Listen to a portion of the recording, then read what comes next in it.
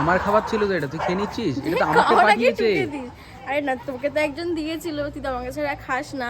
হ্যাঁ, তো ও বলে আমার বাড়ির সামনে এসে দাদাটা থাকে, ঠিক আছে, ও নিজে হাতে মোমো বানিয়েছে, বলেছে তুই আয়, তোকে আমি দেবো।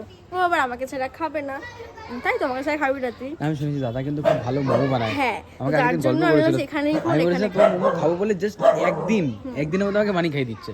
খেয়ে দেখি রে। গরম আছে কিন্তু, এই জুসি আছে। পুরো দোকানের থেকেও ভালো হয়েছে। মা তো খেয়ে যাও একটুখানি, তাই পুরোটা খাবো না, আমি খাবো। কেমন সেই হয়েছে ভাই। থ্যাংক ইউ রে, তোর জন্য আমি খেতে পারলাম, তুই না বলে তো খেতেই পারতাম না। সুজিটা হেভি হয়েছে মোমোটা। তুই একটা খা, বাকি দুটো খেয়ে নি। দিলো আমাকে, তুই খেয়ে নিবি বল। হুম, দিলো আমাকে, তুই খেয়ে নিবি। তুই তো বললি যে বউকে ছাড়া আমি খাই মিউনিস না। দিয়ে দিয়েছে, দেখেছিস আমার? খুব সুন্দর ভাবে তুই বলি বউকে ছাড়া খাই না। রাস্তায় আমার লোকজন পাশে দেখছে, রাস্তার মধ্যে আমরা মোমো খুলে খাচ্ছি, মানে কতটা হ্যাং লাগলো। বাড়ি চলে গেলো।